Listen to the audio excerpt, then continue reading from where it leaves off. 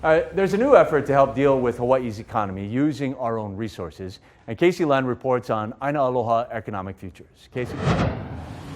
Yeah, good morning. Essentially, this is really an action plan for reopening the state's economy, doing that thoughtfully and responsibly. We've been talking to a lot of the stakeholders and co-authors of that initiative. One of those is Nāʻālehu Anthony with us this morning. Thank you for being here. Good morning. You know, we've talked to Senator Kahele, we've talked to Auntie Noe, we've talked to a lot of people about this initiative. HTA just announced their support. I think when we think about bringing tourists back, I think now know that mad rush of just letting everyone back in is probably not going to work, although we wonder how we're going to get by without it. How can we move forward responsibly?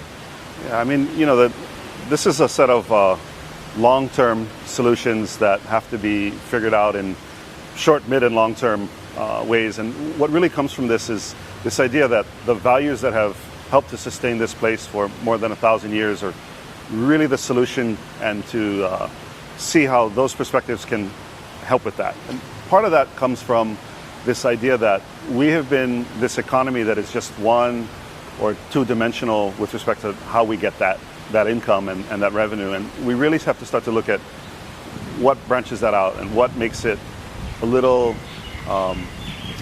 more robust as we go through this. We're talking about food independence, diversity in our agriculture here, investing in our small and local farmers, and really, I think most importantly, with tourism, realizing how we can better develop that as a symbiotic relationship with our dependence on trans-Pacific travelers, and also taking care of our residents here at home. Yeah. I mean, there's no easy solutions.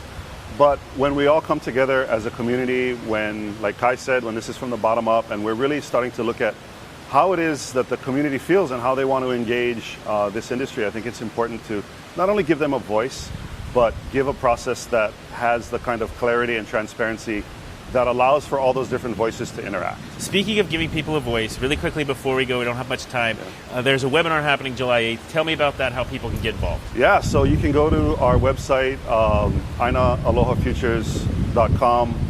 There is the webinar that's coming up on July 8th, and really what that allows for is for this community to come in and come up with ideas and put forth their plans, and to use this balanced scorecard to really come through and engage this process, so that whether it's state departments, whether it's the legislature where we are now, whether it's just community groups, they can all engage and have a conversation where the language and the tools are the same. And so that's really what we're looking to do. Nāʻālehu Anthony, thank you so much for your time. Thank you for being with us and helping organize all the different voices that we've heard here today. We appreciate the work that you're doing.